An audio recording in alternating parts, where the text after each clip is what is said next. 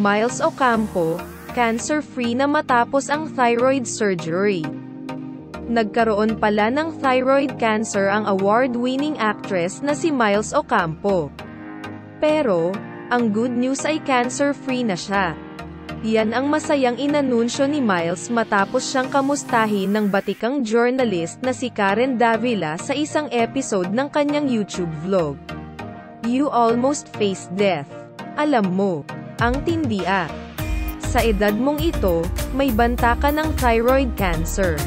Ano ang naramdaman mo sa katawan, pag-usisa ng broadcaster? Inisa-isa naman ng aktres ang kanyang mga naranasan bago siya magpatingin sa doktor. Ilan daw sa mga sintomas ay tumataba siya at mabilis mapagod. Nung time na yun parang una sa lahat, yung weight ko. Parang sabi ko, bakit di naman ako sobrang kumakain?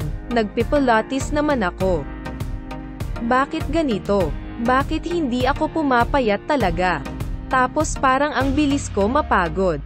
After work, uuwi na ako talaga, matutulog. Tapos magyay gising ako ng madaling araw kasi parang akong hindi makahinga. Parang akong sinasakal. Kwento ng aktres. Dagdag niya. So nung naramdaman ko yun, parang may hindi na tama.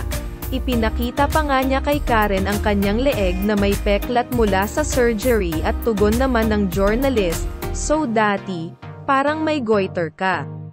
Sagot sa kanya ni Miles, yes.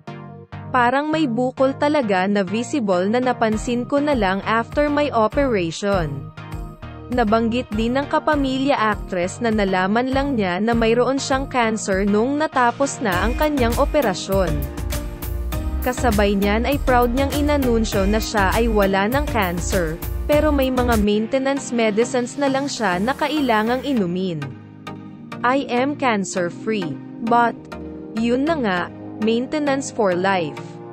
Yung meds ko, habang buhay na siya and doon na ako nakabase, sambit ni Miles. Chika pa niya, kumbaga yung weight ko rin, doon na siya magbe-base kung tataba or papayat kasi every 2 months. Kailangan ko magpa-blood test para i-check kung i-adjust ba yung dosage. Ayon sa award-winning actress, marami siyang natutunan dahil sa mga nangyari sa kanya sa taong 2023. Yung mga times na yun na parang it's so uncertain, hindi mo alam kung ano ang mga mangyayari, just trust him. Trust him, kapit ka lang sa kanya, talk to him, ani niya.